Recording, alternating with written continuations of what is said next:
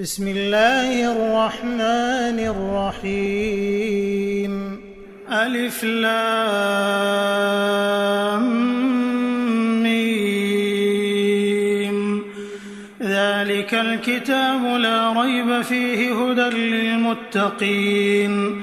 الذين يؤمنون بالغيب ويقيمون الصلاة ومما رزقناهم ينفقون والذين يؤمنون بما أنزل إليك وما أنزل من قبلك وبالآخرة هم يوقنون أولئك على هدى من ربهم وأولئك هم المفلحون.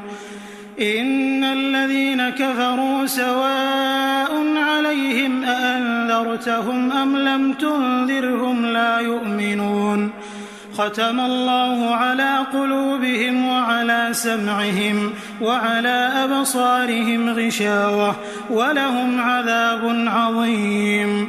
ومن الناس من يقول آمنا بالله وباليوم الآخر وما هم بمؤمنين يخادعون الله والذين آمنوا وما يخدعون إلا أنفسهم وما يشعرون. في قلوبهم مرض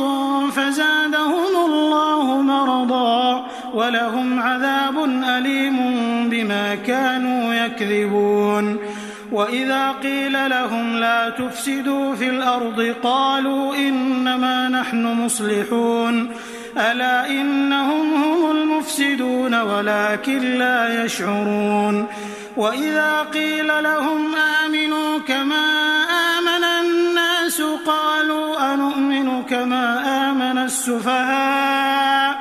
ألا إنهم هم السفهاء ولكن لا يعلمون. وإذا لقوا الذين آمنوا قالوا آمنا وإذا خلوا إلى شياطينهم قالوا إنا معكم إنما نحن مستهزئون. الله يستهزئ بهم ويمدهم في طغيانهم يعمهون. أولئك الذين اشتروا الضلالة بالهدى فما ربحت تجارتهم وما كانوا مهتدين. مثلهم كمثل الذي استوقد نارا فلما أضاءت ما حوله ذهب الله بنورهم وتركهم في ظلمات لا يبصرون. صم بكم عمي فهم لا يرجعون. أو كصيب من السماء فيه ظلمات ورعد وبرق يجعلون أصابعهم في آذانهم من الصواعق حذر الموت والله محيط بالكافرين. يكاد البرق يخطف أبصارهم كلما أضاء لهم مشوا فيه وإذا أظلم عليهم قاموا ولو شاء الله لذهب بسمعهم وأبصارهم إن الله على كل شيء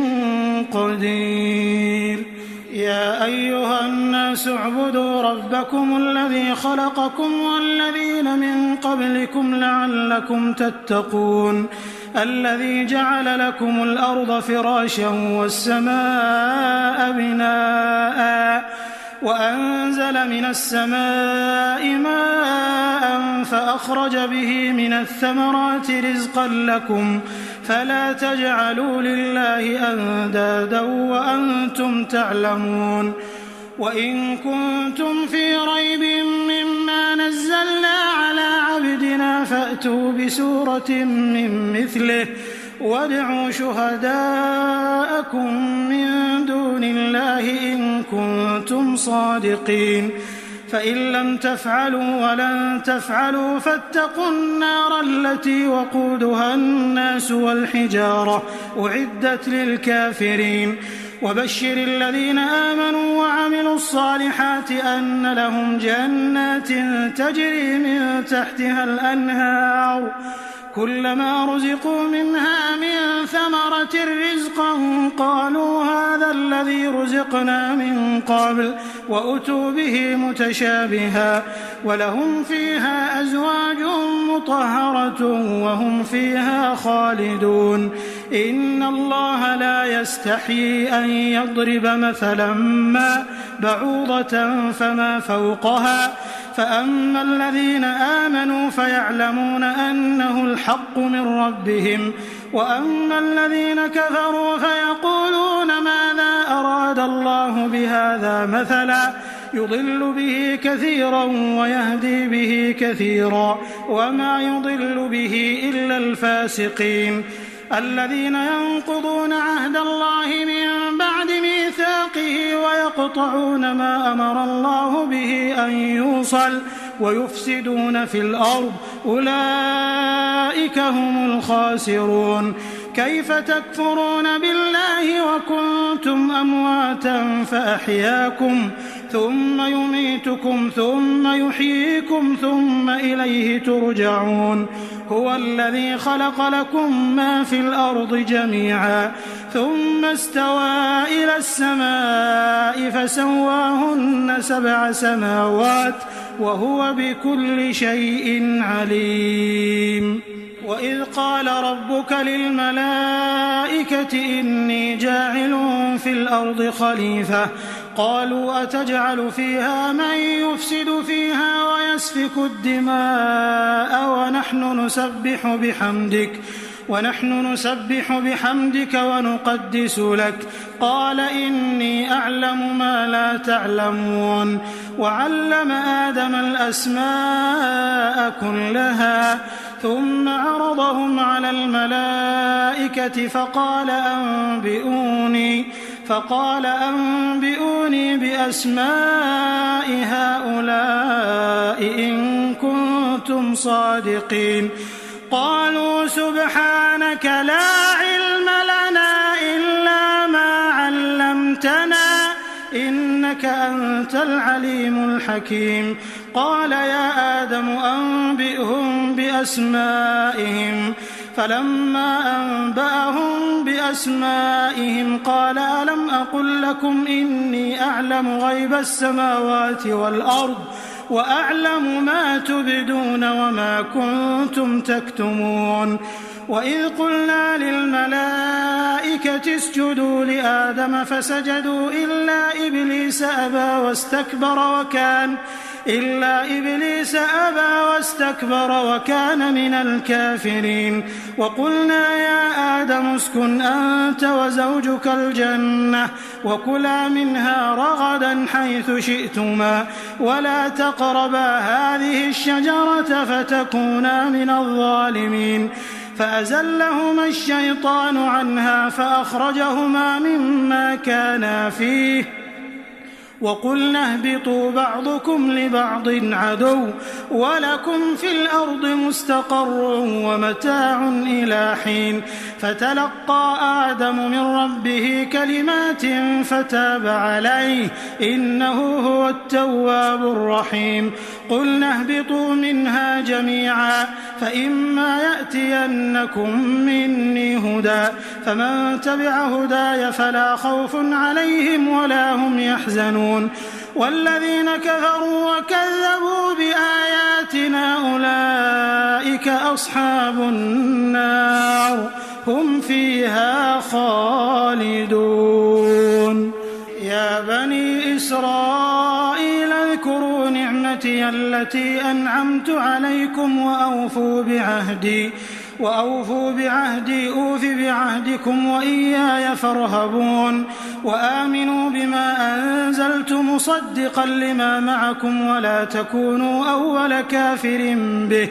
ولا تشتروا بآياتي ثمنا قليلا وإياي فاتقون ولا تلبسوا الحق بالباطل وتكتموا الحق وأنتم تعلمون وأقيموا الصلاة وآتوا الزكاة واركعوا مع الراكعين أتأمرون الناس بالبر وتنسون أنفسكم وأنتم تتلون الكتاب أفلا تعقلون واستعينوا بالصبر والصلاة وإنها لكبيرة إلا على الخاشعين الذين يظنون أنهم ملاقو ربهم وأنهم إليه راجعون يا بني إسرائيل اذكروا نعمتي التي أنعمت عليكم وأني فضلتكم على العالمين واتقوا يوما لا تجزي نفس عن نفس شيئا ولا يقبل منها شفاعة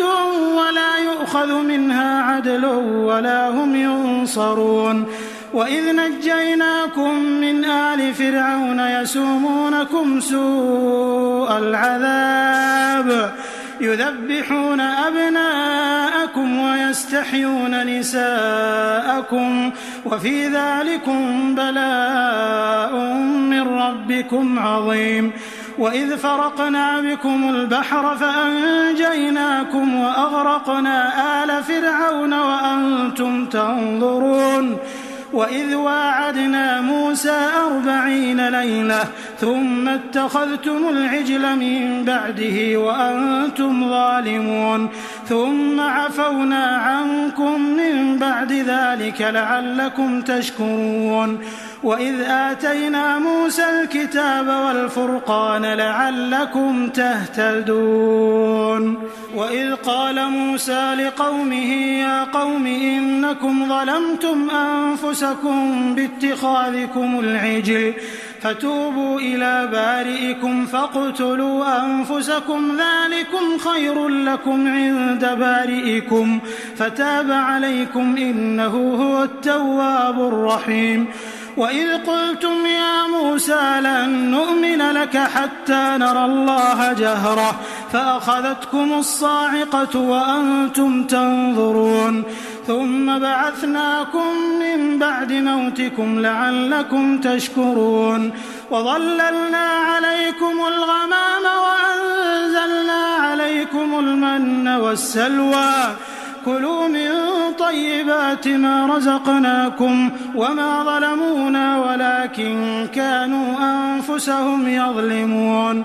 وإذ قلنا ادخلوا هذه القرية فكلوا منها حيث شئتم رغدا وادخلوا الباب سجدا وقولوا حطة نغفر لكم خطاياكم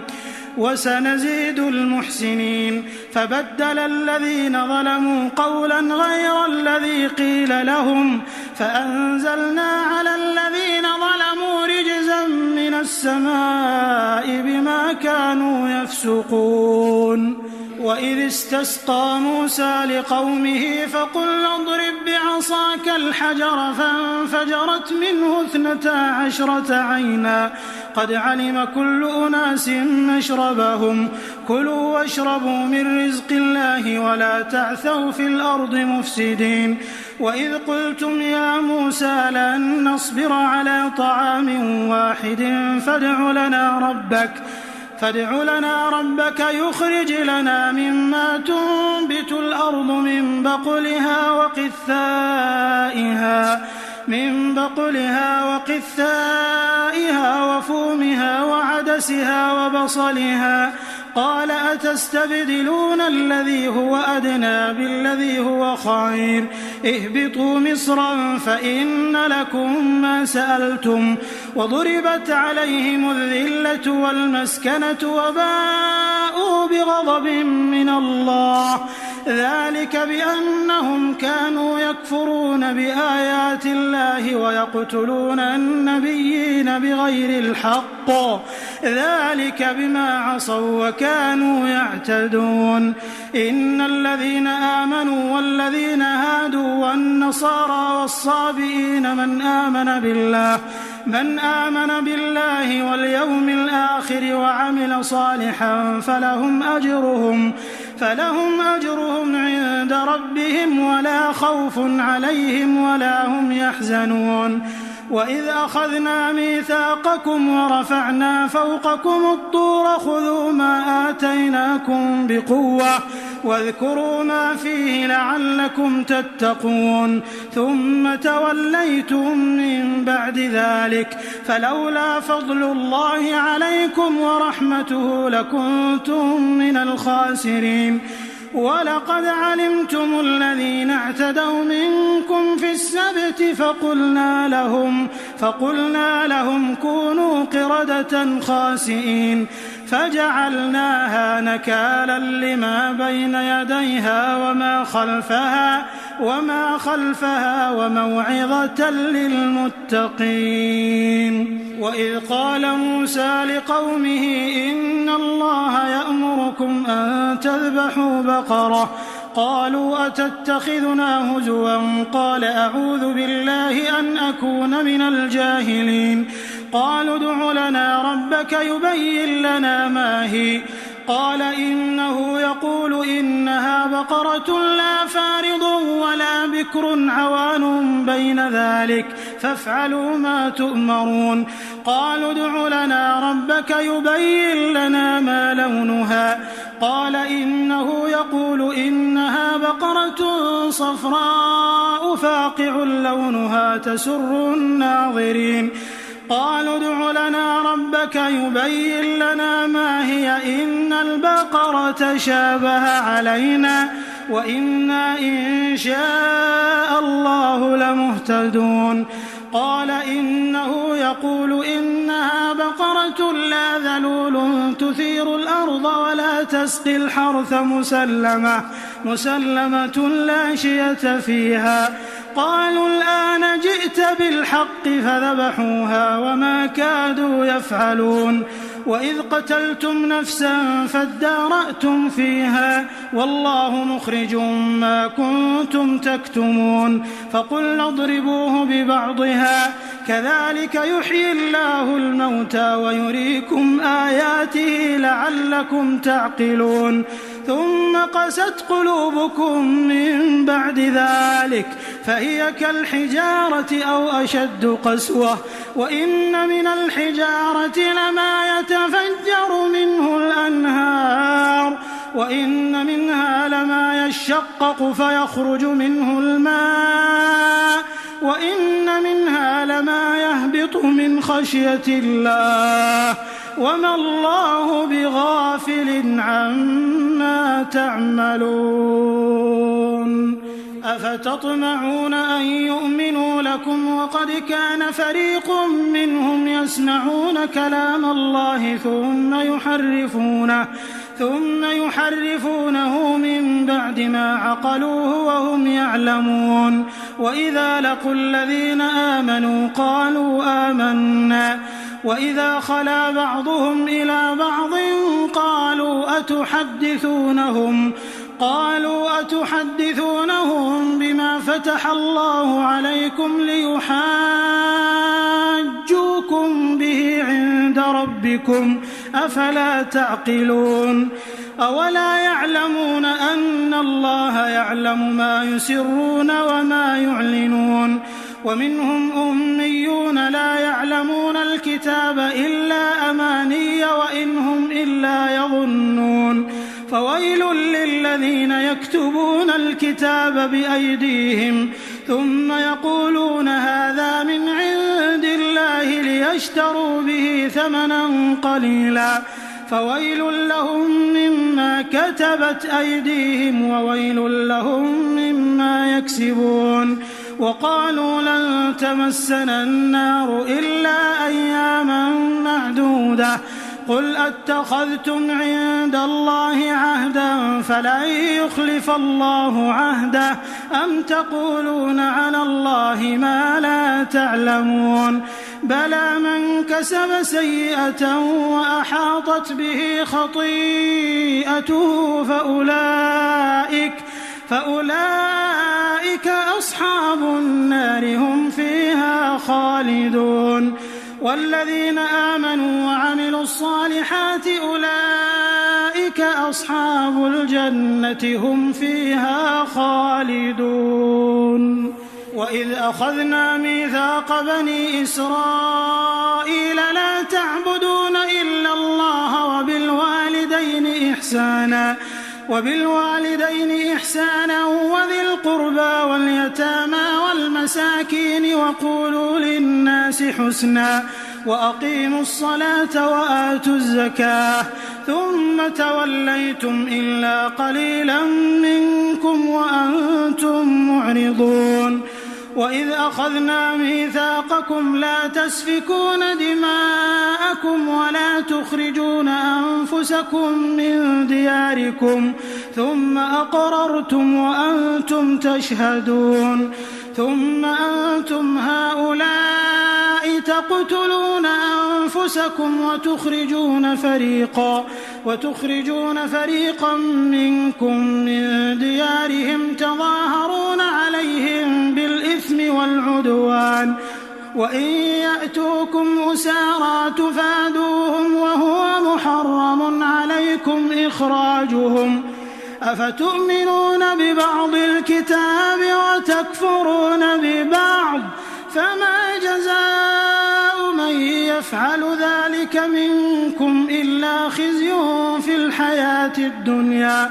ويوم القيامة يردون إلى أشد العذاب وما الله بغافل عما تعملون. أولئك الذين اشتروا الحياة الدنيا بالآخرة فلا يخفف عنهم العذاب ولا هم ينصرون. ولقد آتينا موسى الكتاب وقفينا من بعده بالرسل وآتينا عيسى ابن مريم البينات وأيدناه بروح القدس أفكلما جاءكم رسول بما لا تهوى أنفسكم استكبرتم ففريقا كذبتم وفريقا تقتلون وقالوا قلوبنا غلف بل لعنهم الله بكفرهم فقليلا ما يؤمنون. ولما جاءهم كتاب من عند الله مصدق لما معهم وكانوا من قبل يستفتحون على الذين كفروا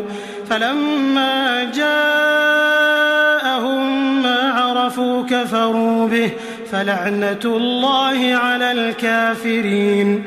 بئس ما اشتروا به أنفسهم أن يكفروا بما أنزل الله بغيا أن ينزل الله من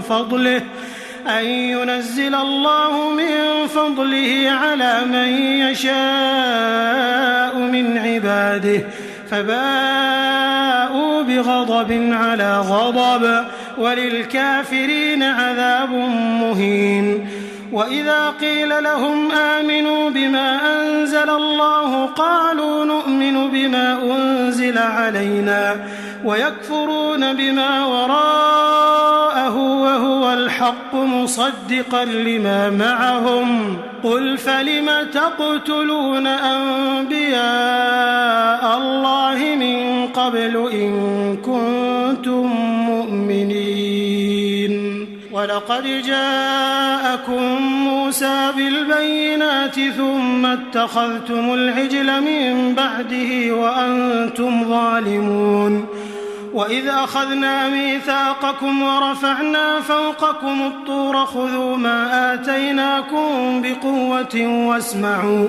قالوا سمعنا وعصينا وأشربوا في قلوبهم العجل بكفرهم قل بئس ما يأمركم به إيمانكم إن كنتم مؤمنين. قل إن كانت لكم الدار الآخرة عند الله خالصة من دون الناس فتمنوا الموت إن كنتم صادقين ولن يتمنوه أبدا بما قدمت أيديهم والله عليم بالظالمين. ولتجدنهم أحرص الناس على حياة ومن الذين أشركوا يود أحدهم لو يعمر 1000 سنة وما هو بمزحزحه من العذاب أن يعمر والله بصير بما يعملون قل من كان عدوا لجبريل فإنه نزله على قلبك بإذن الله مصدقا لما بين يديه وهدى وبشرى للمؤمنين من كان عدوا لله وملائكته ورسله وجبريل وميكال فإن الله عدو للكافرين ولقد أنزلنا إليك آيات بينات وما يكفر بها إلا الفاسقون أوكلما عاهدوا عهدا نبذه فريق منهم بل أكثرهم لا يؤمنون ولما جاءهم رسول من عند الله مصدق لما معهم نبذ فريق من الذين أوتوا الكتاب كتاب الله وراء ظهورهم كأنهم لا يعلمون واتبعوا ما تتلو الشياطين على ملك سليمان وما كفر سليمان ولكن الشياطين كفروا يعلمون الناس السحر وما أنزل على الملكين ببابل هاروت وماروت وما يعلمان من أحد حتى يقولا إنما نحن فتنة فلا تكفر فيتعلمون منهما ما يفرقون به بين المرء وزوجه وما هم بضارين به من أحد إلا بإذن الله ويتعلمون ما يضرهم ولا ينفعهم ولقد علموا لمن اشتراه ما له في الآخرة من خلاق ولبئس ما شروا به أنفسهم لو كانوا يعلمون ولو أنهم آمنوا واتقوا لمثوبة من عند الله خير لو كانوا يعلمون يا أيها الذين آمنوا لا تقولوا راعنا وقولوا انظرنا واسمعوا وللكافرين عذاب أليم ما يود الذين كفروا من أهل الكتاب ولا المشركين أن ينزل عليكم من خير من ربكم والله يختص برحمته من يشاء والله ذو الفضل العظيم ما ننسخ من آية أو ننسها نأت بخير منها أو مثلها ألم تعلم أن الله على كل شيء قدير ألم تعلم أن الله له ملك السماوات والأرض وما لكم من دون الله من ولي ولا نصير أم تريدون أن تسألوا رسولكم كما سئل موسى من قبل ومن يتبدل الكفر بالإيمان فقد ضل سواء السبيل ود كثير من أهل الكتاب لو يردونكم من بعد إيمانكم كفارا حسدا من عند أنفسهم من بعد ما تبين لهم الحق فاعفوا واصفحوا حتى يأتي الله بأمره إن الله على كل شيء قدير وأقيموا الصلاة وآتوا الزكاة وما تقدموا لأنفسكم من خير تجدوه عند الله إن الله بما تعملون بصير وقالوا لن يدخل الجنة إلا من كان هودا أو نصارى تلك أمانيهم قل هاتوا برهانكم إن كنتم صادقين بلى من أسلم وجهه لله وهو محسن فله أجره عند ربه ولا خوف عليهم ولا هم يحزنون وقالت اليهود ليست النصارى ليست اليهود على شيء وهم يتلون الكتاب كذلك قال الذين لا يعلمون مثل قولهم فالله يحكم بينهم يوم القيامة فيما كانوا فيه يختلفون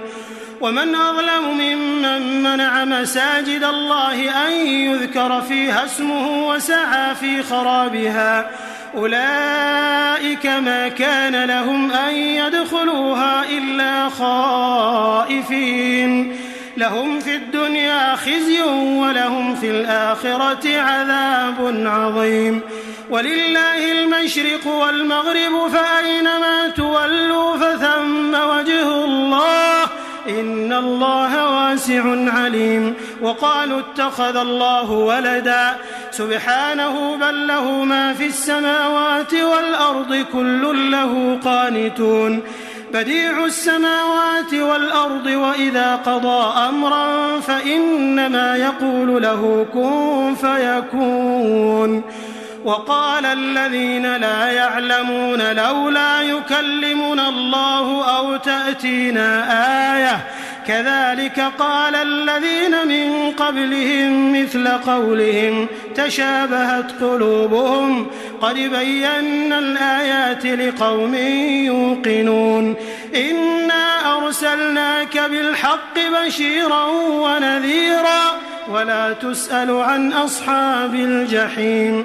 ولن ترضى عنك اليهود ولا النصارى حتى تتبع ملتهم قل إن هدى الله هو الهدى ولئن اتبعت أهواءهم بعد الذي جاءك من العلم ما لك من الله من ولي ولا نصير الذين آتيناهم الكتاب يتلونه حق تلاوته أولئك يؤمنون به ومن يكفر به فأولئك هم الخاسرون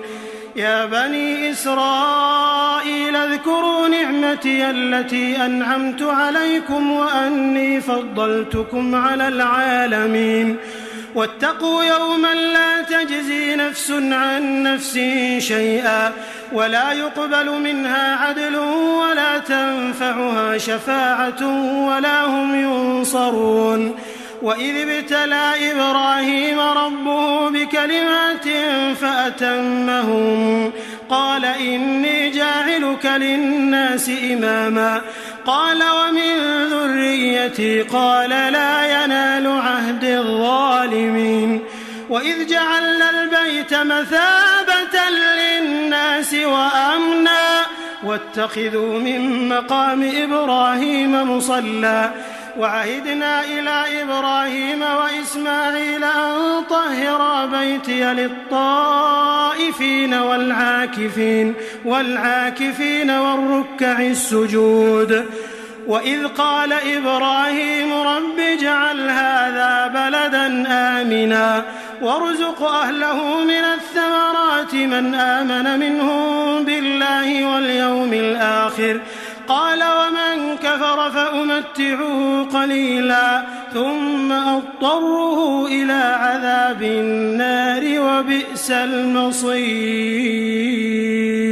وإذ يرفع إبراهيم القواعد من البيت وإسماعيل ربنا تقبل منا إنك أنت السميع العليم ربنا واجعلنا مسلمين لك ومن ذريتنا أمة مسلمة لك وأرنا مناسكنا وتب علينا إنك أنت التواب الرحيم ربنا وابعث فيهم رسولا منهم يتلو عليهم آياتك ويعلمهم الكتاب والحكمة ويزكيهم إنك أنت العزيز الحكيم ومن يرغب عن ملة إبراهيم إلا من سفه نفسه ولقد اصطفيناه في الدنيا وإنه في الآخرة لمن الصالحين إذ قال له ربه أسلم قال أسلمت لرب العالمين. ووصى بها إبراهيم بنيه ويعقوب يا بني إن الله اصطفى لكم الدين فلا تموتن إلا وأنتم مسلمون. أم كنتم شهداء إذ حضر يعقوب الموت إذ قال لبنيه ما تعبدون من بعدي قالوا نعبد إلهك وإله آبائك إبراهيم وإسماعيل وإسحاق إلها واحدا ونحن له مسلمون. تلك أمة قد خلت لها ما كسبت ولكم ما كسبتم ولا تسألون عما كانوا يعملون. وقالوا كونوا هودا أو نصارى تهتدوا قل بل ملة إبراهيم حنيفا وما كان من المشركين. قولوا آمنا بالله وما أنزل إلينا وما أنزل إلى إبراهيم وإسماعيل وإسحاق ويعقوب والأسباط وما أوتي موسى وعيسى وما أوتي النبيون من ربهم لا نفرق بين أحد منهم ونحن له مسلمون. فإن آمنوا بمثل ما آمنتم به فقد اهتدوا وإن تولوا فإنما هم في شقاق فسيكفيكهم الله وهو السميع العليم.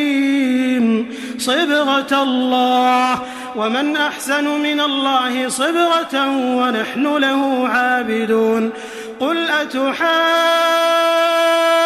أتحاجوننا في الله وهو ربنا وربكم ولنا أعمالنا ولكم أعمالكم ونحن له مخلصون. أم تقولون إن إبراهيم وإسماعيل وإسحاق ويعقوب والأسباط كانوا هودا أو نصارى قل أأنتم أعلم أم الله ومن أظلم ممن كتم شهادة عنده من الله وما الله بغافل عما تعملون. تلك أمة قد خلت لها ما كسبت ولكم ما كسبتم ولا تسألون عما كانوا يعملون. سيقول السفهاء من الناس ما ولاهم عن قبلتهم التي كانوا عليها قل لله المشرق والمغرب يهدي من يشاء إلى صراط مستقيم. وكذلك جعلناكم أمة وسطا لتكونوا شهداء على الناس ويكون الرسول عليكم شهيدا. وما جعلنا القبلة التي كنت عليها إلا لنعلم من يتبع الرسول ممن ينقلب على عقبيه وإن كانت لكبيرة إلا على الذين هدى الله وما كان الله ليضيع إيمانكم إن الله بالناس لرؤوف رحيم. قد نرى تقلب وجهك في السماء فلنولينك قبلة ترضاها فول وجهك شطر المسجد الحرام وحيث ما كنتم فولوا وجوهكم شطره وإن الذين أوتوا الكتاب ليعلمون أنه الحق من ربهم وما الله بغافل عما يعملون. ولئن أتيت الذين أوتوا الكتاب بكل آية ما تبعوا قبلتك وما أنت بتابع قبلتهم وما بعضهم بتابع قبلة بعض ولئن اتبعت أهواءهم من بعد ما جاءك من العلم إنك إذا لمن الظالمين. الذين آتيناهم الكتاب يعرفونه كما يعرفون أبناءهم وإن فريقا منهم إنهم ليكتمون الحق وهم يعلمون الحق من ربك فلا تكونن من الممترين ولكل وجهة هو موليها فاستبقوا الخيرات أينما تكونوا يأت بكم الله جميعا إن الله على كل شيء قدير ومن حيث خرجت فول وجهك شطر المسجد الحرام وإنه للحق من ربك وما الله بغافل عما تعملون ومن حيث خرجت فول وجهك شطر المسجد الحرام وحيث ما كنتم فولوا وجوهكم شطره لئلا يكون للناس عليكم حجة إلا الذين ظلموا منهم فلا تخشوهم واخشوني ولأتم نعمتي عليكم ولعلكم تهتدون كما أرسلنا فيكم رسولا منكم يتلو عليكم آياتنا ويزكيكم ويعلمكم الكتاب والحكمة ويعلمكم ما لم تكونوا تعلمون فاذكروني أذكركم واشكروا لي ولا تكفرون يا أيها الذين آمنوا استعينوا بالصبر والصلاة إن الله مع الصابرين ولا تقولوا لمن يقتل في سبيل الله أموات بل أحياء ولكن لا تشعرون ولنبلونكم بشيء من الخوف والجوع ونقص من الأموال والأنفس والثمرات وبشر الصابرين الذين إذا أصابتهم مصيبة قالوا إنا لله وإنا إليه راجعون أولئك عليهم صلوات من ربهم ورحمة وأولئك هم المهتدون إن الصفا والمروة من شعائر الله فمن حج البيت أو اعتمر فلا جناح عليه أن يطوف بهما ومن تطوع خيرا فإن الله شاكر عليم إن الذين يكتمون ما أنزلنا من البينات والهدى من بعد ما بيناه للناس في الكتاب أولئك يلعنهم الله ويلعنهم اللاعنون إلا الذين تابوا وأصلحوا وبينوا فأولئك أتوب عليهم وأنا التواب الرحيم إن الذين كفروا وماتوا وهم كفار أولئك عليهم لعنة الله والملائكة والناس أجمعين خالدين فيها لا يخفف عنهم العذاب ولا هم ينظرون وإلهكم إله واحد لا إله إلا هو الرحمن الرحيم إن في خلق السماوات والأرض واختلاف الليل والنهار والفلك التي تجري في البحر بما ينفع الناس وما أنزل الله من السماء من ماء فأحيا به الأرض بعد موتها وبث فيها من كل دابة وتصريف الرياح والسحاب المسخر بين السماء والأرض لآيات لقوم يعقلون ومن الناس من يتخذ من دون الله أندادا يحبونهم كحب الله والذين آمنوا أشد حبا لله ولو يرى الذين ظلموا إذ يرون العذاب أن القوة لله جميعا وأن الله شديد العذاب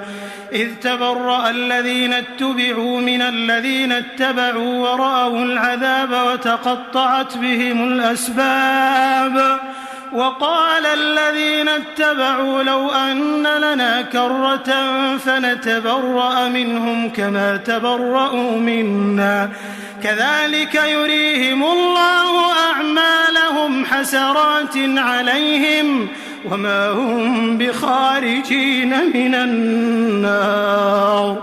يا أيها الناس كلوا مما في الأرض حلالا طيبا ولا تتبعوا خطوات الشيطان إنه لكم عدو مبين إنما يأمركم بالسوء والفحشاء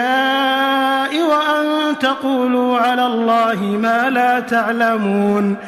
وإذا قيل لهم اتبعوا ما أنزل الله قالوا بل نتبع ما ألفينا عليه آباءنا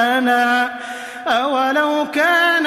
آباؤهم لا يعقلون شيئا ولا يهتدون ومثل الذين كفروا كمثل الذي ينعق بما لا يسمع إلا دعاء ونداء صم بكم عمي فهم لا يعقلون يا أيها الذين آمنوا كلوا من طيبات ما رزقناكم واشكروا لله إن كنتم إياه تعبدون إنما حرم عليكم الميتة والدم ولحم الخنزير وما أهل به لغير الله فمن اضطر غير باغ ولا عاد فلا إثم عليه إن الله غفور رحيم إن الذين يكتمون ما أنزل الله من الكتاب ويشترون به ثمنا قليلا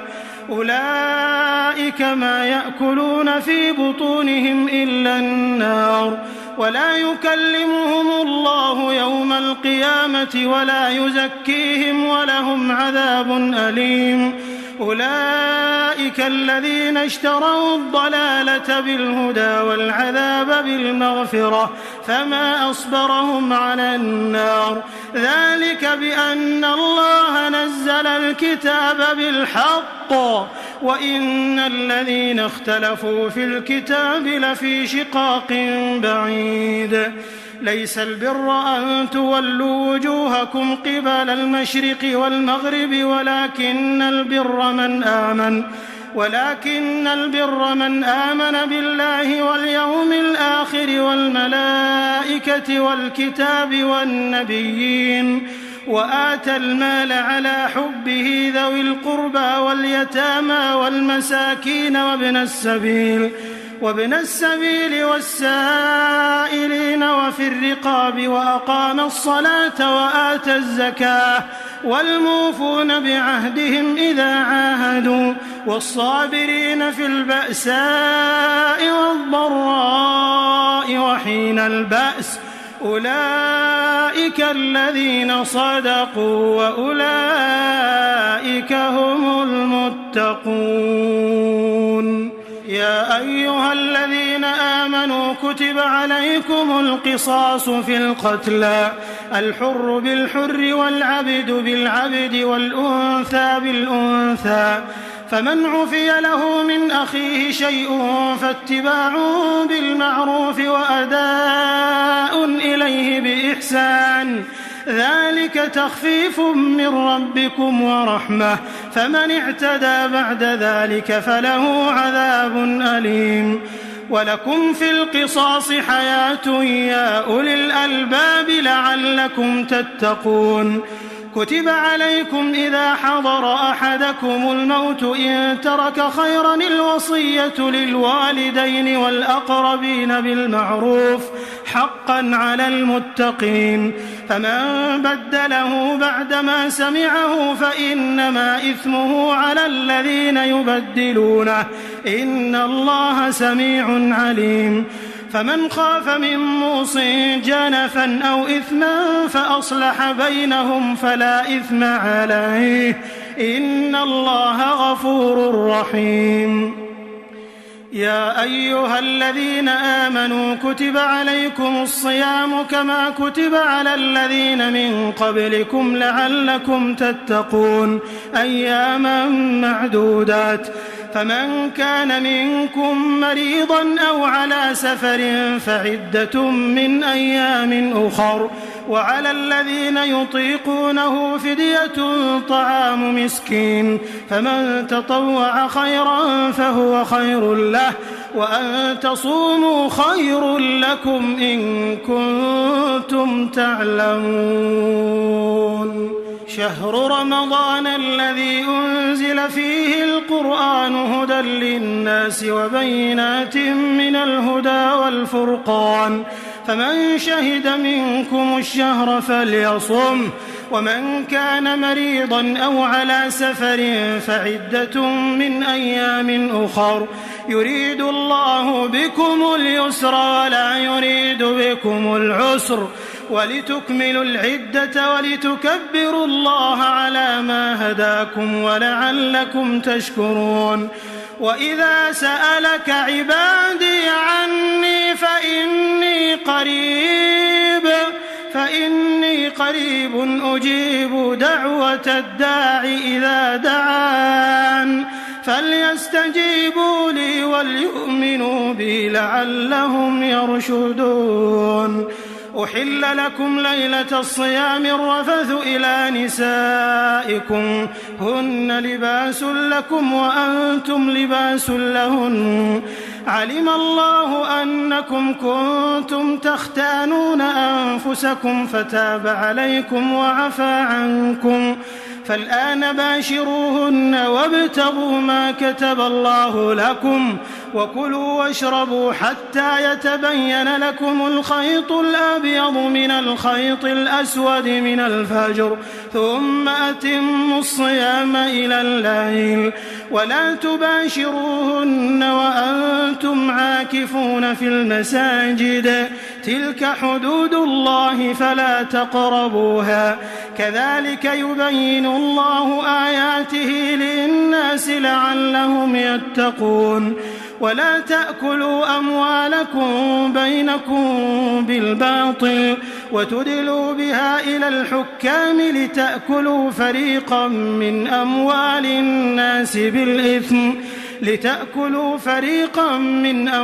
الناس بالإثم وأنتم تعلمون يسألونك عن الأهلة قل هي مواقيت للناس والحج وليس البر بأن تأتوا البيوت من ظهورها ولكن البر من اتقى وأتوا البيوت من أبوابها واتقوا الله لعلكم تفلحون وقاتلوا في سبيل الله الذين يقاتلونكم ولا تعتدوا إن الله لا يحب المعتدين وقتلوهم حيث ثقفتموهم وأخرجوهم من حيث أخرجوكم والفتنة أشد من القتل ولا تقاتلوهم عند المسجد الحرام حتى يقاتلوكم فيه فإن قاتلوكم فاقتلوهم كذلك جزاء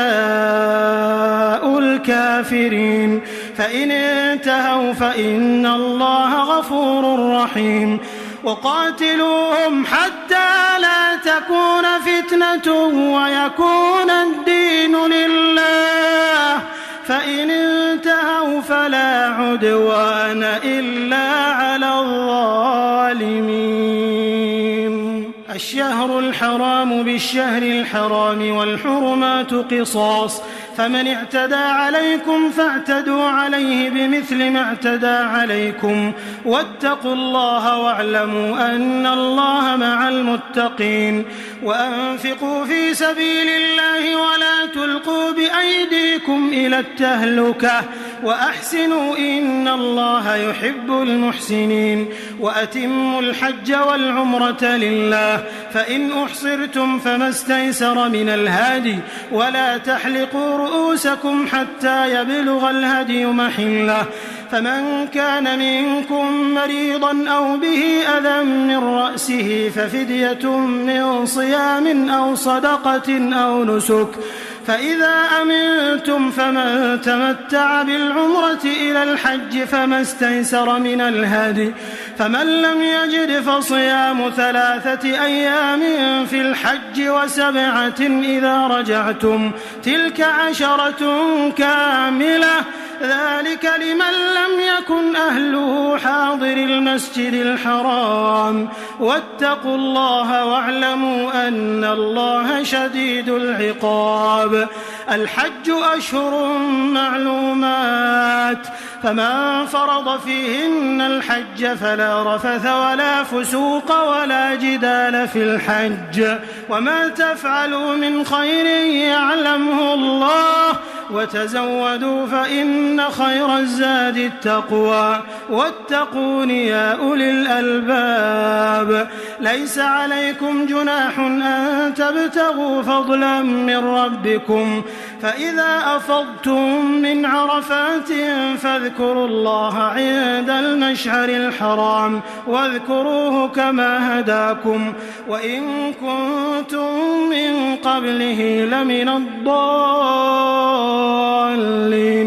ثم أفيضوا من حيث أفاض الناس واستغفروا الله إن الله غفور رحيم فإذا قضيتم مناسككم فاذكروا الله كذكركم آباءكم أو أشد ذكرا فمن الناس من يقول ربنا آتنا في الدنيا وما له في الآخرة من خلاق ومنهم من يقول ربنا آتنا في الدنيا حسنة وفي الآخرة حسنة وقنا عذاب النار أولئك لهم نصيب مما كسبوا والله سريع الحساب واذكروا الله في أيام معدودات فمن تعجل في يومين فلا إثم عليه ومن تأخر فلا إثم عليه لمن اتقى واتقوا الله واعلموا أنكم إليه تحشرون ومن الناس من يعجبك قوله في الحياة الدنيا ويشهد الله على ما في قلبه وهو ألد الخصام وإذا تولى سعى في الأرض ليفسد فيها ويهلك الحرث والنسل والله لا يحب الفساد وإذا قيل له اتق الله أخذته العزة بالإثم فحسبه جهنم ولبئس المهاد ومن الناس من يشري نفسه ابتغاء مرضات الله والله رؤوف بالعباد يا أيها الذين آمنوا ادخلوا في السلم كافة ولا تتبعوا خطوات الشيطان إنه لكم عدو مبين فإن زللتم من بعد ما جاءتكم البينات فاعلموا أن الله عزيز حكيم هل ينظرون إلا أن يأتيهم الله في ظلل من الغمام والملائكة وقضي الأمر وإلى الله ترجع الأمور سل بني إسرائيل كم آتيناهم من آية بينة ومن يبدل نعمة الله من بعد ما جاءته فإن الله شديد العقاب زين للذين كفروا الحياة الدنيا ويسخرون من الذين آمنوا والذين اتقوا فوقهم يوم القيامة والله يرزق من يشاء بغير حساب كان الناس أمة واحدة فبعث الله النبيين مبشرين ومنذرين وأنزل معهم الكتاب بالحق ليحكم بين الناس فيما اختلفوا فيه وما اختلف فيه إلا الذين أوتوه من بعد ما جاءتهم البينات بغيا بينهم فهدى الله الذين آمنوا لما اختلفوا فيه من الحق بإذنه والله يهدي من يشاء إلى صراط مستقيم. أم حسبتم أن تدخلوا الجنة ولما يأتكم مثل الذين خلوا من قبلكم مستهم البأساء والضراء وزلزلوا حتى يقول الرسول والذين آمنوا معه متى نصر الله ألا إن نصر الله قريب. يسألونك ماذا ينفقون قل ما أنفقتم من خير فللوالدين والأقربين واليتامى والمساكين وابن السبيل وما تفعلوا من خير فإن الله به عليم. كتب عليكم القتال وهو كره لكم وعسى أن تكرهوا شيئا وهو خير لكم وعسى أن تحبوا شيئا وهو شر لكم والله يعلم وأنتم لا تعلمون. يسألونك عن الشهر الحرام قتال فيه قل قتال فيه كبير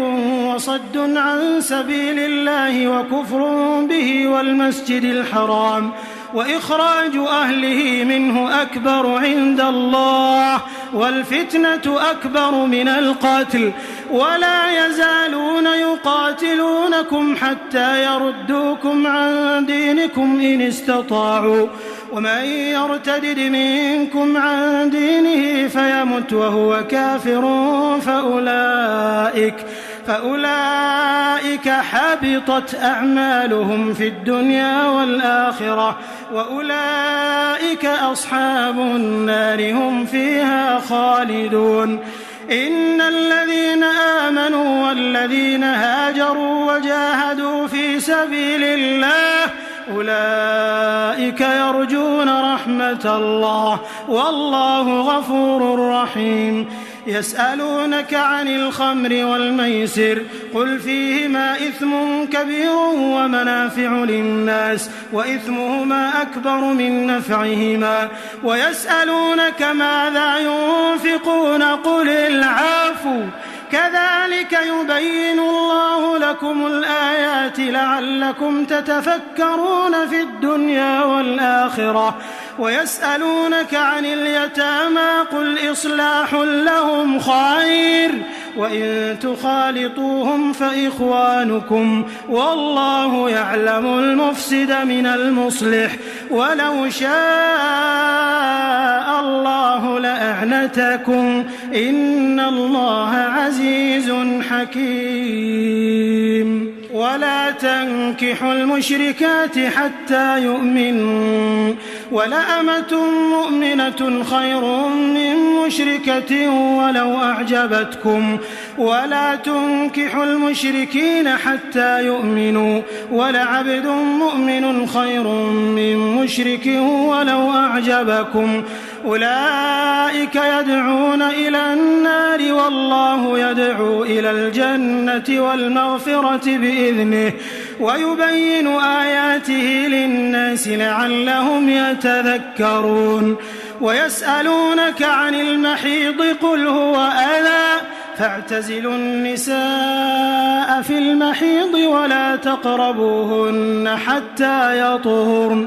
فإذا تطهرن فأتوهن من حيث أمركم الله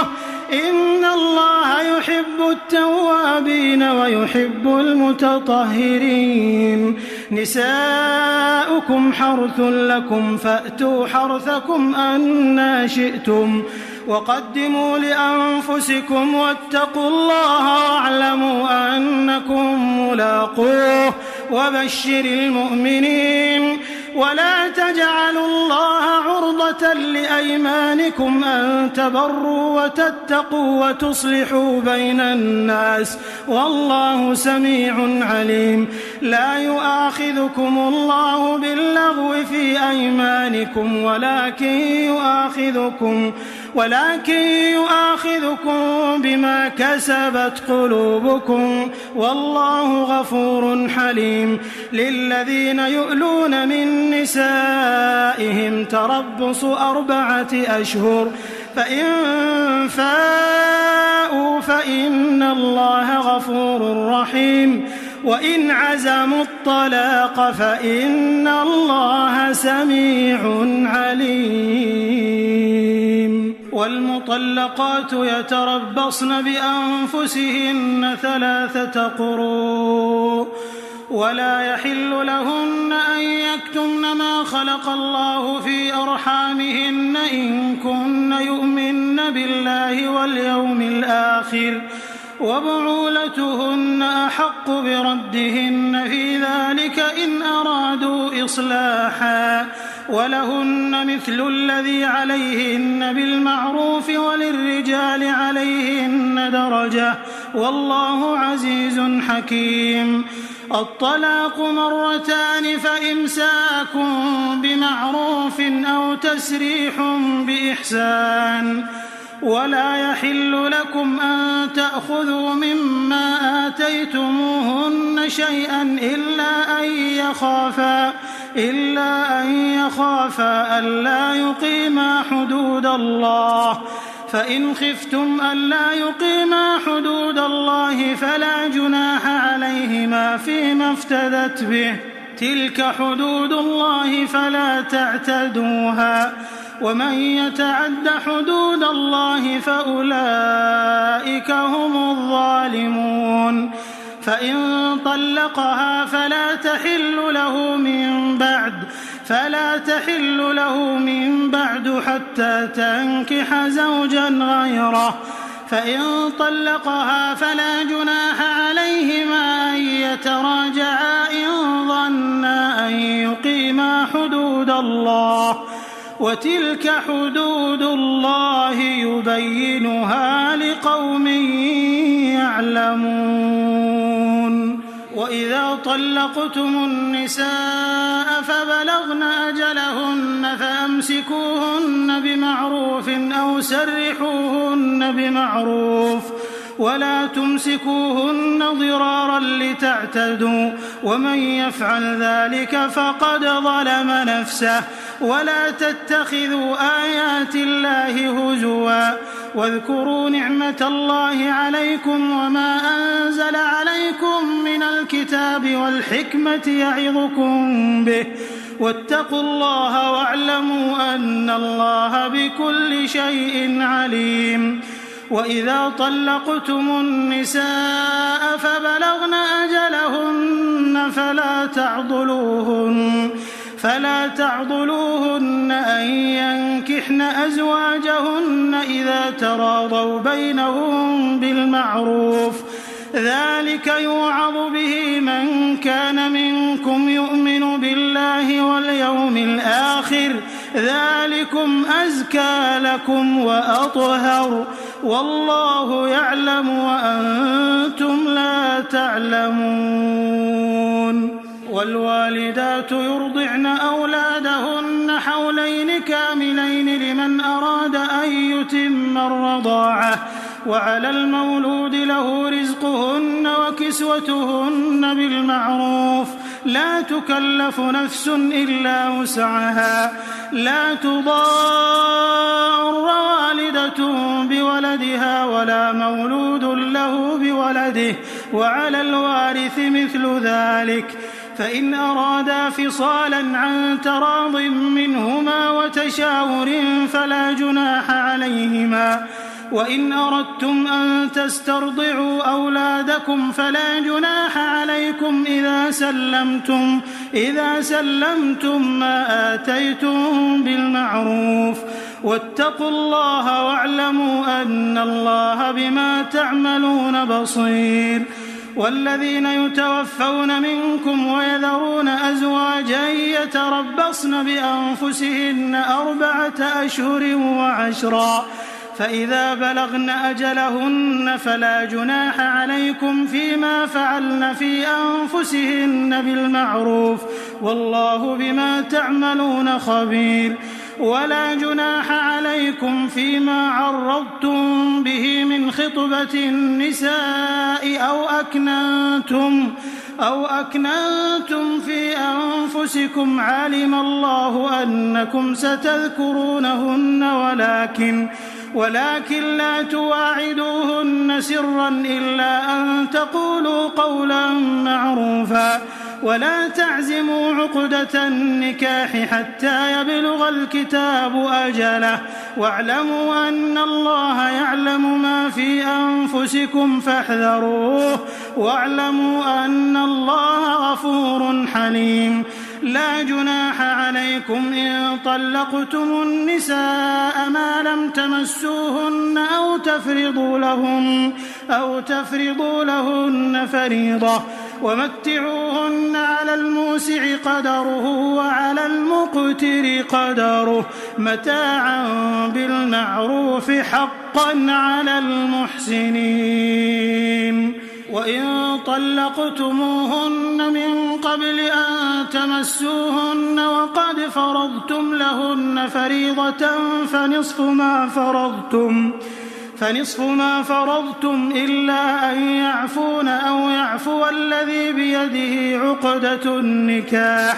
وأن تعفوا أقرب للتقوى ولا تنسوا الفضل بينكم إن الله بما تعملون بصير حافظوا على الصلوات والصلاة الوسطى وقوموا لله قانتين فإن خفتم فرجالا أو ركبانا فإذا أمنتم فاذكروا الله كما علمكم ما لم تكونوا تعلمون والذين يتوفون منكم ويذرون أزواجا وصية لأزواجهم متاعا إلى الحول غير إخراج فإن خرجن فلا جناح عليكم فيما فعلن في أنفسهن من معروف والله عزيز حكيم وللمطلقات متاع بالمعروف حقا على المتقين كذلك يبين الله لكم آياته لعلكم تعقلون ألم تر إلى الذين خرجوا من ديارهم وهم ألوف حذر الموت فقال لهم الله موتوا ثم أحياهم إن الله لذو فضل على الناس ولكن أكثر الناس لا يشكرون وقاتلوا في سبيل الله واعلموا أن الله سميع عليم من ذا الذي يقرض الله قرضا حسنا فيضاعفه له أضعافا كثيرة والله يقبض ويبسط وإليه ترجعون ألم تر إلى الملأ من بني إسرائيل من بعد موسى إذ قالوا لنبي له مبعث لنا ملكا نقاتل في سبيل الله قال هل عسيتم إن كتب عليكم القتال ألا تقاتلوا قالوا وما لنا ألا نقاتل في سبيل الله وقد أخرجنا من ديارنا وأبنائنا فلما كتب عليهم القتال تولوا إلا قليلا منهم والله عليم بالظالمين وقال لهم نبيهم إن الله قد بعث لكم طالوت ملكا قالوا أنى يكون له الملك علينا ونحن أحق بالملك منه ولم يؤت سعة من المال قال إن الله اصطفاه عليكم وزاده بسطة في العلم والجسم والله يؤتي ملكه من يشاء والله واسع عليم وقال لهم نبيهم إن آية ملكه أن يأتيكم التابوت فيه سكينة من ربكم وبقية مما ترك آل موسى وآل هارون تحمله الملائكة إن في ذلك لآية لكم إن كنتم مؤمنين. فلما فصل طالوت بالجنود قال إن الله مبتليكم بنهر فمن شرب منه فليس مني ومن لم يطعمه فإنه مني إلا من اغترف غرفة بيده فشربوا منه إلا قليلا منهم. فلما جاوزه هو والذين آمنوا معه قالوا لا طاقة لنا اليوم بجالوت وجنوده. قال الذين يظنون أنهم ملاقو الله كم من فئة قليلة غلبت فئة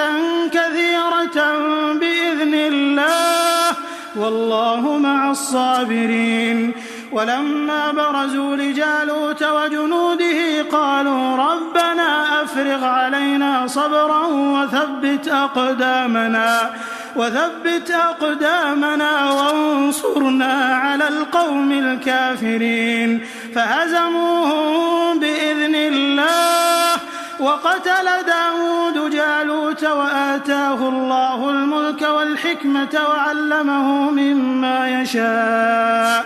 ولولا دفع الله الناس بعضهم ببعض لفسدت الأرض ولكن الله ذو فضل على العالمين. تلك آيات الله نتلوها عليك بالحق وإنك لمن المرسلين. تلك الرسل فضلنا بعضهم على بعض منهم من كلم الله ورفع بعضهم درجات وآتينا عيسى ابن مريم البينات وأيدناه بروح القدس ولو شاء الله ما اقتتل الذين من بعدهم من بعد ما جاءتهم البينات ولكن اختلفوا فمنهم من آمن ومنهم من كفر ولو شاء الله ما اقتتلوا ولكن الله يفعل ما يريد. يا أيها الذين آمنوا أنفقوا مما رزقناكم من قبل أن يأتي يوم لا بيع فيه ولا خلة ولا شفاعة والكافرون هم الظالمون. الله لا إله إلا هو الحي القيوم لا تأخذه سنة ولا نوم له ما في السماوات وما في الأرض. من ذا الذي يشفع عنده إلا بإذنه يعلم ما بين أيديهم وما خلفهم ولا يحيطون بشيء من علمه إلا بما شاء وسع كرسيه السماوات والأرض ولا يؤوده حفظهما وهو العلي العظيم. لا إكراه في الدين قد تبين الرشد من الغي فمن يكفر بالطاغوت ويؤمن بالله فقد استمسك بالعروة الوثقى لا انفصام لها والله سميع عليم. الله ولي الذين آمنوا يخرجهم من الظلمات إلى النور والذين كفروا أولياؤهم الطاغوت يخرجونهم من النور إلى الظلمات أولئك أصحاب النار هم فيها خالدون. ألم تر إلى الذي حاج إبراهيم في ربه أن آتاه الله الملك إذ قال إبراهيم ربي الذي يحيي ويميت قال أنا أحيي وأميت قال إبراهيم فإن الله يأتي بالشمس من المشرق فأت بها من المغرب فبهت الذي كفر والله لا يهدي القوم الظالمين. أو كالذي مر على قرية وهي خاوية على عروشها قال أنى يحيي هذه الله بعد موتها فأماته الله 100 عام ثم بعثه قال كم لبثت قال لبثت يوما أو بعض يوم قال بل لبثت 100 عام فانظر إلى طعامك وشرابك لم يتسنه وانظر إلى حمارك ولنجعلك آية للناس وانظر إلى العظام كيف ننشزها ثم نكسوها لحما فلما تبين له قال أعلم أن الله على كل شيء قدير وإذ قال إبراهيم رب أرني كيف تحيي الموتى قال أولم تؤمن قال بلى ولكن ليطمئن قلبي قال فخذ 4 من الطير فصرهن إليك ثم اجعل على كل جبل منهن جزءا ثم ادعهن يأتينك سعيا واعلم أن الله عزيز حكيم مثل الذين ينفقون أموالهم في سبيل الله كمثل حبة أنبتت 7 سنابل في كل سنبلة 100 حبة والله يضاعف لمن يشاء والله واسع عليم الذين ينفقون أموالهم في سبيل الله ثم لا يتبعون ما أنفقوا منا ولا أذى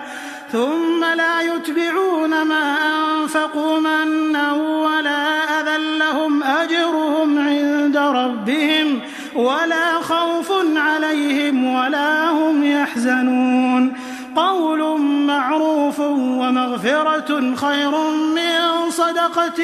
يتبعها أذى والله غني حليم يا أيها الذين آمنوا لا تبطلوا صدقاتكم بالمن والأذى كالذي ينفق ماله رئاء الناس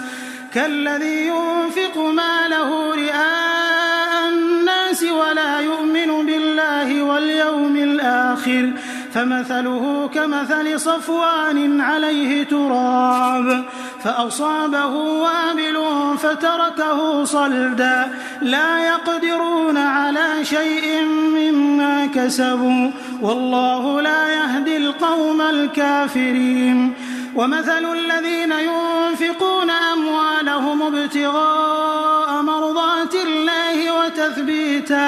وتثبيتا من أنفسهم كمثل جنة بربوة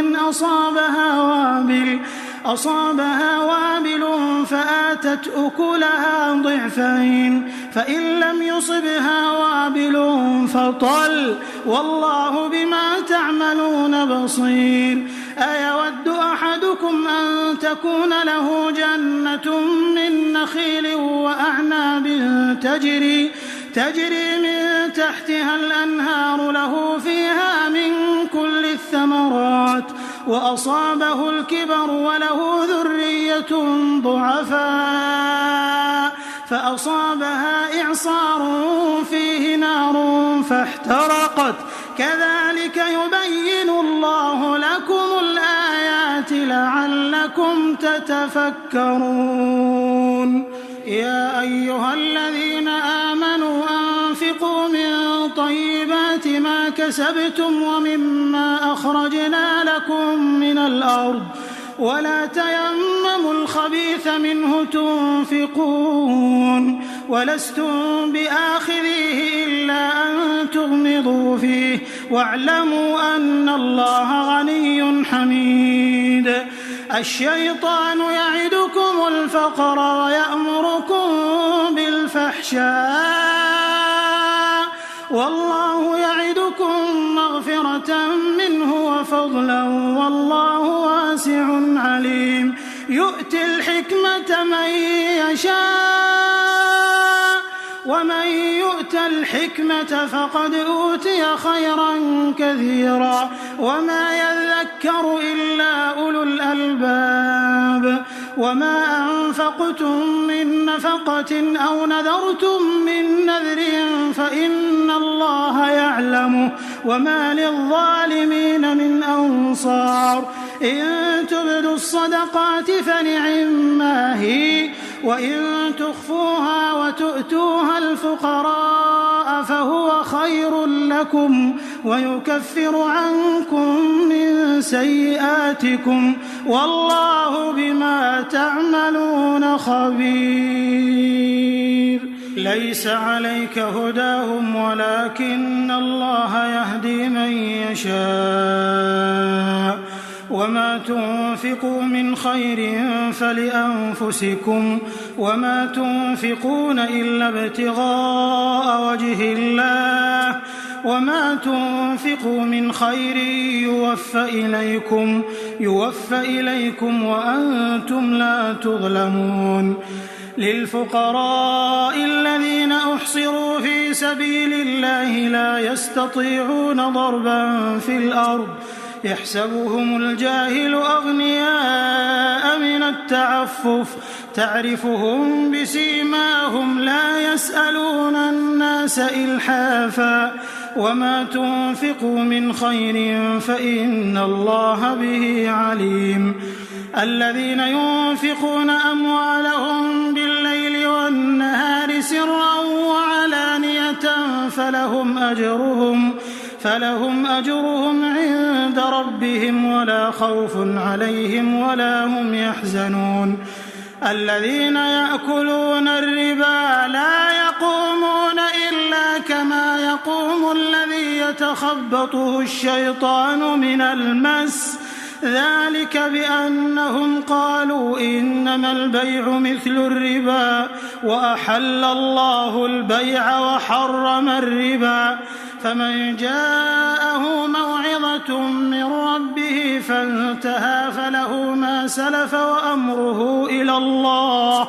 ومن عاد فأولئك أصحاب النار هم فيها خالدون. يمحق الله الربا ويربي الصدقات والله لا يحب كل كفار أثيم. إن الذين آمنوا وعملوا الصالحات وأقاموا الصلاة وآتوا الزكاة لهم أجرهم عند ربهم ولا خوف عليهم ولا هم يحزنون. يا أيها الذين آمنوا اتقوا الله وذروا ما بقي من الربا إن كنتم مؤمنين فإن لم تفعلوا فأذنوا بحرب من الله ورسوله وإن تبتم فلكم رؤوس أموالكم لا تظلمون ولا تظلمون. وإن كان ذو عسرة فنظرة إلى ميسرة وأن تصدقوا خير لكم إن كنتم تعلمون. واتقوا يوما ترجعون فيه إلى الله ثم توفى كل نفس ما كسبت وهم لا يظلمون. يا أيها الذين آمنوا إذا تداينتم بدين إلى أجل مسمى فاكتبوه وليكتب بينكم كاتب بالعدل ولا يأب كاتب أن يكتب كما علمه الله فليكتب وليملل الذي عليه الحق وليتق الله ربه ولا يبخس منه شيئا فإن كان الذي عليه الحق سفيها أو ضعيفا أو لا يستطيع أن يمل هو فليملل وليه بالعدل واستشهدوا شهيدين من رجالكم فإن لم يكونا رجلين فرجل وامرأتان ممن ترضون من الشهداء أن تضل إحداهما فتذكر إحداهما الأخرى ولا يأبى الشهداء إذا ما دعوا ولا تسأموا أن تكتبوه صغيرا أو كبيرا إلى أجله ذلكم أقسط عند الله وأقوم للشهادة وأدنى ألا ترتابوا إلا أن تكون تجارة حاضرة تديرونها بينكم فليس عليكم جناح ألا تكتبوها وأشهدوا إذا تبايعتم ولا يضار كاتب ولا شهيد وإن تفعلوا فإنه فسوق بكم واتقوا الله ويعلمكم الله والله بكل شيء عليم. وإن كنتم على سفر ولم تجدوا كاتبا فرهان مقبوضة فإن أمن بعضكم بعضا فليؤد الذي ائتمن أمانته وليتق الله ربه ولا تكتموا الشهادة ومن يكتمها فإنه آثم قلبه والله بما تعملون عليم. لله ما في السماوات وما في الأرض وإن تبدوا ما في أنفسكم أو تخفوه يحاسبكم به الله فيغفر لمن يشاء ويعذب من يشاء والله على كل شيء قدير. آمن الرسول بما أنزل إليه من ربه والمؤمنون كل آمن بالله وملائكته وكتبه ورسله لا نفرق بين أحد من رسله وقالوا سمعنا وأطعنا غفرانك ربنا وإليك المصير. لا يكلف الله نفسا إلا وسعها لها ما كسبت وعليها ما اكتسبت ربنا لا تؤاخذنا إن نسينا أو أخطأنا ربنا ولا تحمل علينا إصرا كما حملته على الذين من قبلنا ربنا ولا تحملنا ما لا طاقة لنا به واعف عنا واغفر لنا وارحمنا أنت مولانا فانصرنا على القوم الكافرين.